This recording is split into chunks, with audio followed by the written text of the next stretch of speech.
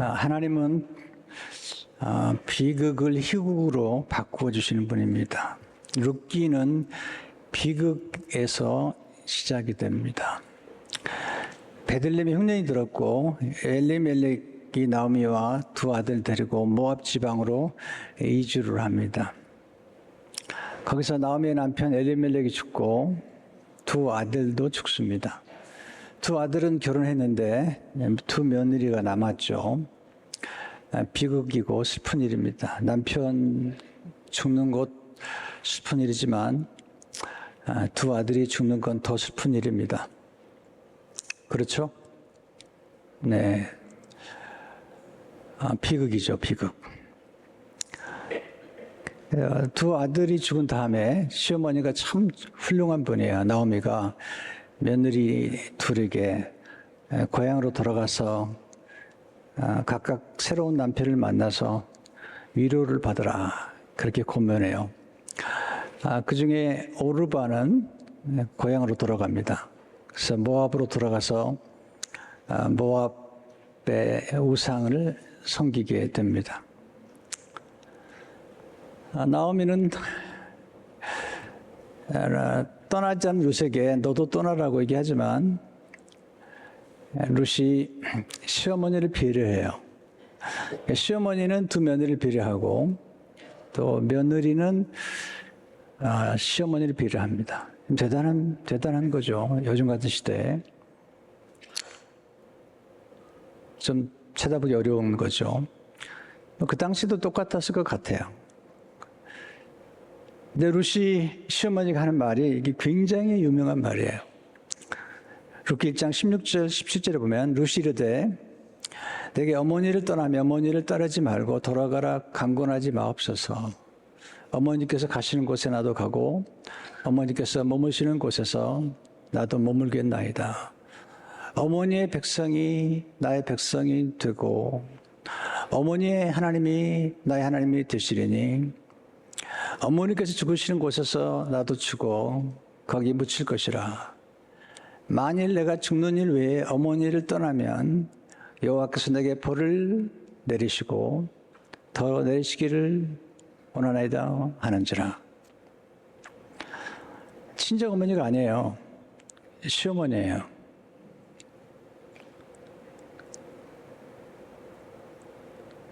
시어머니의 배려와 그리고 며느리의 배려가 아름답습니다.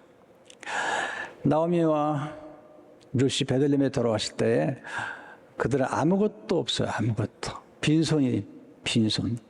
기가 막힌 얘기를 룻기 1장 1절 20절 20절 얘기하는데 나오미가 그들이 이르되 베들레헴 사람들이죠. 나를 나오미라 부르지 말고 나를 마라라 부르라. 마라라는 뜻은 쓰다는 거죠. 이는 젖는 자가 나를 심히 괴롭게 하셨습니다. 내가 풍족하게 나갔더니 여호와께서 내게 비어 돌아오게 하시느니라. 여호와께서 나를 징벌하셨고 전능자가 나를 괴롭게 하셨거늘 내가 어찌 나를 나오미라 부르느냐 하니라. 나오미라는 뜻은 환희, 찬양 그런 뜻이에요. 이제 내 인생은 찬송도 아니고 환희도 아니고 쓴 인생이 되었다. 그리고 빈손, 정말 아무것도 없는 빈손이 된 것입니다. 어떻게 이 나오미와 룻이 생애 가운데 그들의 인생의 비극이 희극이 될 수 있었을까요? 비밀이 나오죠. 첫째로 배려하는 사랑이 비극을 희극으로 바꾸는 능력입니다. 룻이 시어머니를 공개하기 위해서 이삭을 주우러 갑니다. 먹을 게 없으니까요. 근데 이스라엘 사람들은 모압 사람들을 경멸합니다. 그리고 모압 사람들은 이스라엘의 총에 들어오지 못하도록 그렇게 하나님께서 율법으로 정하셨어요. 왜냐하면 모압 사람과 암몬 사람들이 이스라엘 백성들이 출애굽을 할 때 도와주지 않았거든요.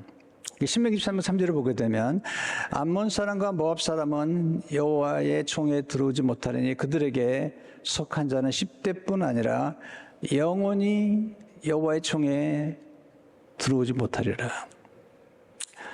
그런데 지금 이 룻은 모압 여자입니다. 모압 여인이 지금 베들레헴에 왔으니까 뭐 굉장히 위험해요. 그 당시 이방 여인들은 뭐 폭력을 가해도 상관이 없었고 심지어는 성폭력을 가볍게 여겼던 시대예요. 그런데 지금 혼자서 시어머니를 공개하려고 이삭을 주우러 나가겠다는 겁니다. 근데 참 표현이 너무 놀라워요. 은혜를 입으면 룻기 2장 2절에 보게 되면 모압 여인 룻이 나오미에게 이르되 오라건대 내가 밭으로 가서 내가 누구에게 은혜를 입으면 그를 따라서 이삭을 주겠나이다 하니 나오미가 그에게 이르되 내 따라 갈지어다 하며 은혜를 입으면 여러분 아무것도 가지 않은 사람에게 필요한 건 은혜입니다. 지금 나오미도 룻도 아무것도 가진 게 없어요. 먹을 것도 없어요. 그래서 은혜를 지금 구하면서 밭으로 나갔는데 나가보니까 보아스라는 사람의 밭에 이른 것입니다. 보아스는 사실 예수님의 모형입니다. 여기 기업 물자란 말이 나오는데 영어에 보면 친족 구속자, 킨스맨 리디머란 말이 나와요. 그러니까 예수 그리스도의 모형이죠. 그러니까 보아스가 룻에게 베푼 배려의 사랑은 예수님께서 우리에게 베푸신 사랑과 방불해요. 그러면 이 보아스가 어떤 배려를 룻에게 했는가? 그러니까 시어머니를 배려하는 마음으로 지금 이삭을 주러 나온 이 여인에게, 모압 여인에게 보아스가 어떤 배려를 베풀었을까? 그리고 배려의 사랑은 어떤 사랑일까? 첫째로 배려의 사랑은 관심에서 시작합니다. 관심. 여러분 사랑하는 관심입니다. 관심을 가지면 보이죠. 작은 것도 점점 크게 보이고요. 전에 보지 못했던 것도 보게 됩니다. 보아스가 밭에 나가 보니까 한 소녀가 눈에 들어와요. 사원에게 묻습니다. 5절에 7절 보시면 보아스가 베는 자들을 거느린 사원에게 이르되 이는 누구의 소녀냐 하니 베는 자를 거느린 사원이 대답하여 이르되 이는 나오미와 함께 모압 지방에서 돌아온 모압 소녀인데 그의 말이 나로 베는 자를 따라 단사에서 이삭을 죽게 하소서 하였고 아침부터 와서는 잠시 집에서 쉬네 지금까지 계속하는 중이다. 성실한 모습이죠. 그런데 이 사원이 하는 말이 나오미와 함께 모압 지방에서 보아스가 들었던 여자예요. 나오미 남편 엘리멜렉과 보아스는 친족 사이예요. 자기 친족이었던 엘리멜렉이 죽고 나오미가 돌아왔는데 시어머니를 공개하려고 며느리가 함께 왔다는 얘기를 들었던 겁니다. 그래서 더 관심을 갖게 된 것입니다. 두 번째 배려하는 사랑은 보호하는 사랑입니다. 이삭을 주우러 온 룻에게 보아스가 하는 표현이 너무 놀랍죠. 8절 9절에 보면 보아스가 룻에게 이르되 내 딸아 들으라. 보아스가 나이가 많이 들었어요. 그래서 아직 결혼을 못한 채 있는 거예요. 그 이유가 뭐냐면 보아스는 기생 라합의 아들이에요. 가나안 여인, 이방 여인 기생 라합이 살몬과 결혼해서 낳은 아들입니다. 때문에 자기 어머니가 기생이었고 이방 여자였기 때문에 그런 꼬리표가 붙어있는 까닭에 보아스 인격을 보면 대단히 훌륭한데 아직 결혼을 못한 채 나이가 들었습니다. 그래서 지금 모압 여인이 왔을 때 나이 차이가 많이 나고 딸처럼 여기서 내 딸아 들으라. 이삭을 주우러 다른 밭으로 가지 말며 여기서 떠나지 말고 나의 소녀들과 함께 있으라. 그들이 베는 밭을 보고 그들을 따르라. 내가 그 소녀들에게 명령하여 너를 건드리지 말라 하였느니라. 건드리지 말라 하였느니라. 보호해 주는 거예요. 그 당시에 폭행을 당할 수도 있고 폭언 때문에 고통을 받을 수 있고 성폭력을 당할 수 있기 때문에 건드리지 말라. 보호해 주는 거죠. 세 번째 배려하는 사랑은 필요를 채워주는 것입니다. 9절에 보시면 목이 마르거든 그릇에 가서 소년들이 길어온 것을 마시니라 하는지라. 여러분 물과 곡식은 생존에 반드시 필요한 거죠. 근데 보아스가 베풀어진 어쩌면 작은 은혜처럼 보일지 모르지만 감탄을 합니다. 그러면서 아주 겸손하게 감사를 표현합니다. 이게 중요한 것입니다. 인생을 역전하는 가장 비결 중 하나는 감사하는 것이죠. 10절에 보시면 룻이 엎드려 얼굴을 땅에 대고 절하며 그 얘기를 해. 얼마나 겸손해요. 나는 이방 여인이거늘. 자기 자신을 분명히 알아요. 저는 이방 여자입니다. 당신 어찌하여 내게 은혜를 베푸시며 나를 돌보시나이까 하니, 돌본다는 게 배려하는 거거든요. 어떻게 이런 배려를 주십니까? 나를 보호해 주시고 내게 물을 마실 수 있는 은혜를 베푸시다니요. 감사한 겁니다. 세 번째, 배려하는 사랑은 상대방이 잘하는 것을 인정해 주는 것입니다. 보아스는 알아요. 룻이 시어머니를 공경을 알고 칭찬해 줍니다. 룻의 좋은 성품을 인정해 줍니다. 여러분, 우리가 성공하고 성취를 하고 부자가 되고 그런 칭찬보다는 가장 좋은 칭찬은 성품에 관한 칭찬을 듣는 것입니다. 11절 12절을 보시면 보아스가 그에게 대답하되 내 남편이 죽은 후로 내가 시어머니에게 행한 모든 것과 내 부모와 고국을 떠나 전에 알지 못하던 백성에게로 온 일이 내게 분명히 알려졌느니라. 여호와께서 내게 행한 일에 보답하시고 나며 시어머니를 공개하는 것에 대한 칭찬하는 것입니다. 두 번째로, 작은 배려가 더 큰 배려로 이어지며 선순환을 이룹니다. 배려는 또 다른 배려를 낳습니다. 이것은 굉장히 중요한 원리입니다. 배려를 심으면 배려를 거두게 되죠. 배려의 씨앗을 심으면 배려의 열매를 풍성하게 맺게 됩니다. 배려에서 씨앗을 가지고 심었다면 기다릴 줄 알아야 되죠. 가장 아름다운 배려는 지속적인 배려입니다. 시어머니가 룻이 공개하니까 너무 감동을 받은 거죠.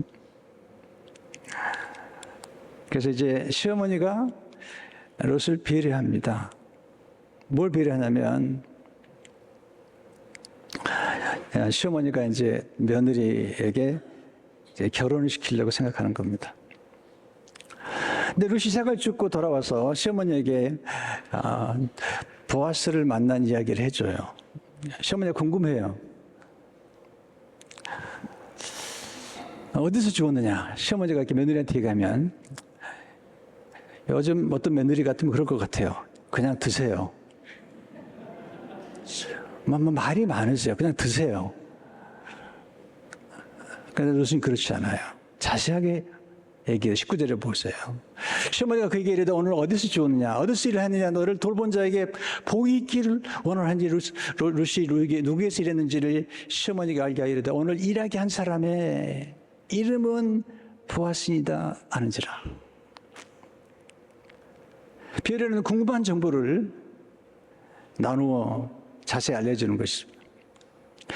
근데 배려를 통해서 더 놀라운 정보를 얻게 됩니다. 나오미가 보아스 이름을 듣고 너무 놀라는 거예요. 보아스는 우리 친족이다. 친족 구속자인데 엘리멜렉의 후대를 이어줄 수 있는 그런 친족 가운데 한 사람이라는 거예요. 20절에 보시면 나오미가 자기 며느리에게 이르되 그가 여호와께로부터 복받기로 하노라. 그가 살아있는 자와 죽은 자에게 은혜 베풀기를 그치지 아니하도다 하고, 이게 죽은 자에게 은혜를 베푼다는 걸 쓰면 사실은 이렇게 친족 가운데서 죽은 사람들에게까지 은혜를 베푸는 거죠. 하고 나오미가 그 이르되 그 사람은 우리와 가까우니 우리 기업을 물을 자 중에 하나이니라 하니라. 이 기업 물을 자라는 뜻은 뭐냐면 이게 히브리어 고엘이라는 말 뜻인데, 어떤 사람이 죽으면 특별히 손을 이을 이 종손이라고 그러죠. 종손이 죽으면 그 대신해서 동생이 이제 그 형수한테 들어가서 대를 잇는 겁니다. 근데 그런 동생이 없을 경우는 친족 가운데 순서가 있어서 그 순서를 따라서 그 책임을 다해야 돼요. 그래서 종손을 잇도록 해주고 또는 기업을 잇도록 해주고, 어떨 때는 친족 가운데 억울한 일 당했을 때는 복수를 할 책임까지 있는 거예요. 이게 굉장히 중요한 사람이죠. 나오미가 보는 거죠. 이제 이 룻의 인생 역전할 수 있는 기회가 왔구나, 이런 생각을 한 거죠.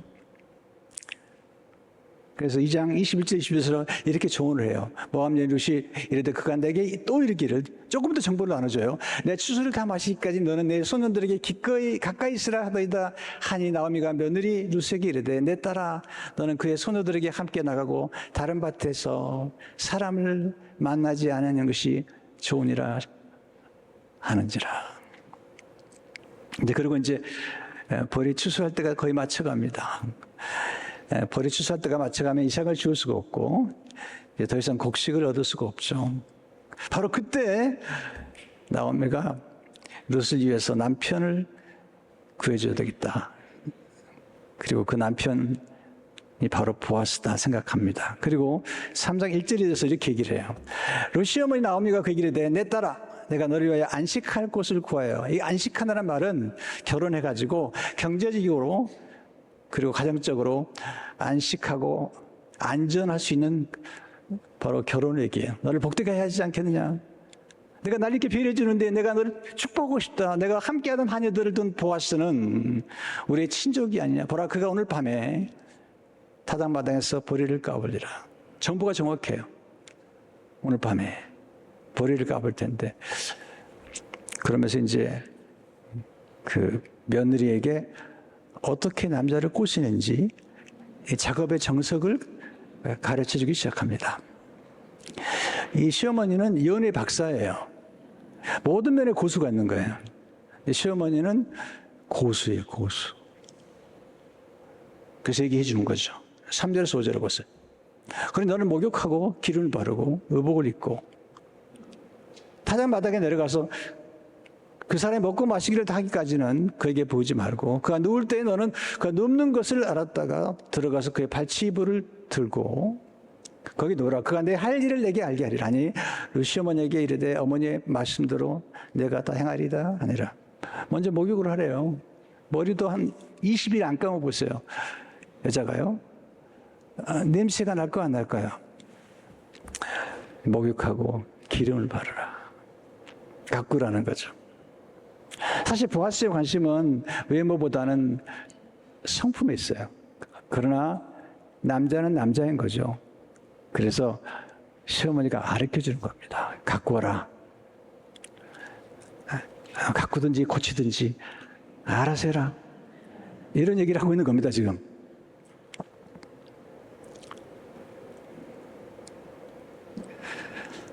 룻의 훌륭한 점은 이거죠. 어머니의 조언을 따르는 거죠. 그래서 어머니가 무슨 말 할 것인가, 언제 어디서 무슨 말을 할 것인가까지 다 가르쳐주는 거예요. 이게 이제 멘토들의 특징이죠. 좋은 멘토들은 구체적이에요. 아마 리허설까지 시켰는지 몰라요. 7절에서 9절을 보세요. 보아스가 먹고 마시고 마음이 즐거워 가서 곡식을 단더미의 끝에 놓는지라. 그러니까 먹고 마시고 즐거울 때 가야 되는 거예요. 이것도 이제 지혜죠. 기분 나쁠 때 가보세요. 좋은 일이 생기지 않습니다. 룻이 가만히 가서 그의 발치 이불을 들고 거기 누웠더라. 목욕을 하고 기름을 바르고 발치 누운 거. 밤중에 그 놀라 몸을 돌이켜본즉 한 여인이 자기 발치에 누웠는지라 이르되 내가 누구냐? 하니 대답하되 난 당신의 여종 룻이오니 당신의 옷자락을 펴 당신의 여종을 덮으소서. 이는 당신이 기업을 물을 자가 됩니다. 이것은 청혼하는 거예요. 이 보아스가 무슨 말이냐면 여호와의 날개 아래 보호를 받으러 온 너를 하나님이 상 주실 거라고 얘기했거든요. 이제 얘기하는 거죠. 바로 그 사람이 당신입니다. 하나님의 날개, 그 날개처럼 이 옷자락을 펴서 내게 덮으소서.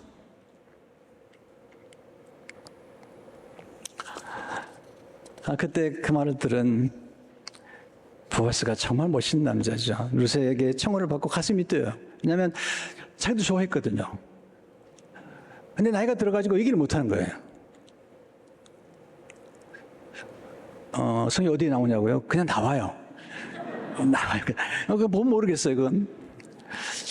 그런데 칭찬이 기가 막혀. 10절 11절을 보세요. 그가 이르되 내 딸아 여호와께서 내게 복주시기를 원하노라. 내가 가난하건 부하건 젊은 자를 따르지 아니하시니 내가 베푼 인애가 처음보다 나중에 더하도다. 그리고 이제 내 딸아 두려워하지 말라.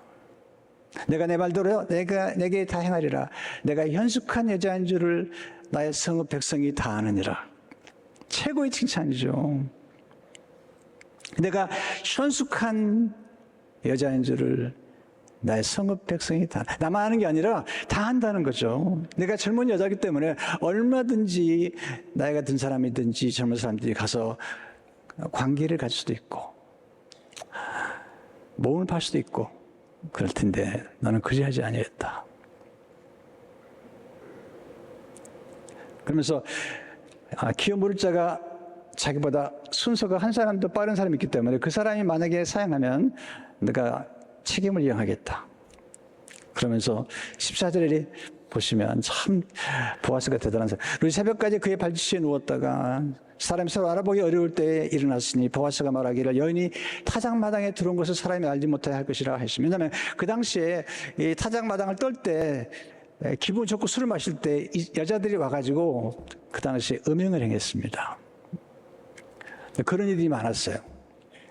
때문에 혹시 룻이 그렇게 보일까봐 사람들이 알아보지 못할 때까지 기다렸다가 보내는 거죠. 참 대단한 배려죠. 거기서 끝나지 않습니다. 배려가. 시어머니에 딱 가는데 빈손으로 가지 말라고. 15절 17절을 보세요. 보아스가 이르되 내 겉옷을 가져다가 그것을 펴서 잡으라 하매 그것을 펴서 잡으니 보리를 6번 되어 룻에게 지어주며 성읍으로 들어가니라. 룻 시어머니에게 가니 그가 이르되 내 딸아 어떻게 듣느냐 하니 룻이 그 사람이 자기에게 행한 것을 다 알리고 이르되 또 다 알려주죠. 그가 내게 이 보리를 6번 되어 주며 이르기를 빈손으로 내 시어머니에게 가지 말라 하더이다 하니라. 나오미가 내가 빈손으로 왔다고 그랬는데 이 보아스가 빈손으로 가지 말라. 시어머니를 채워주라는 거죠. 기쁜 배려는 가족까지 생각해주는 배려입니다. 이제 나오미의 삶 속에 풍족함이 찾아왔다는 것을 알려주는 겁니다. 하나님 배려하는 사람들을 통해서 구속의 드라마를 이루시죠. 결혼하죠. 나중에 인생 역전이 일어나죠. 그래서 낳은 아들의 이름이 오벳입니다. 오벳.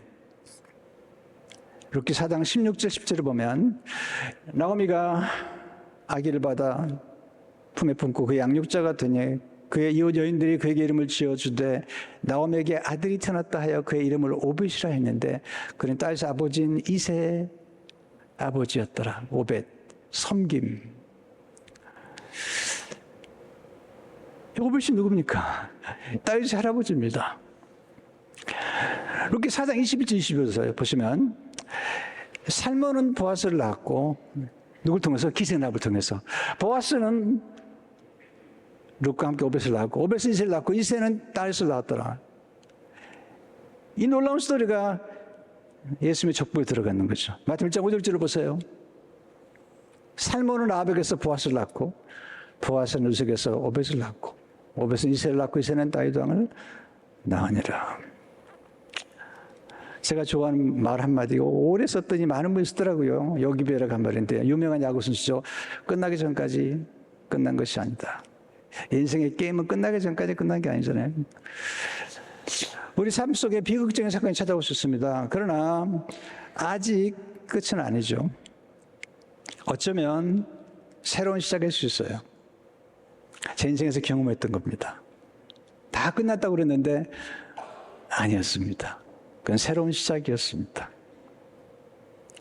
나오미와 룻과 보아스가 함께 배려합니다. 그 결과 비극이 희극으로 바뀝니다. 구원의 글이 열린 거죠. 왜냐하면 바로 이 룻의 후손으로 예수님이 오셨기 때문이죠. 하나님 지금도 역전의 드라마를 쓰고 계십니다. 전능하신 하나님 비극을 희극으로 바꾸실 수 있습니다. 하나님은 배려의 사랑을 통해서 새로운 역사를 창조하십니다. 저는 늘 이 소망 속에 삽니다. 하나님 얼마든지 인생을 역전시킬 수 있습니다. 중요한 건 어떻게 반응하냐? 내 배려로, 사랑으로, 겸손으로, 감사함으로 반응하면 풍족해요. 이런 은혜가 여러분이 함께 하시길 축원합니다.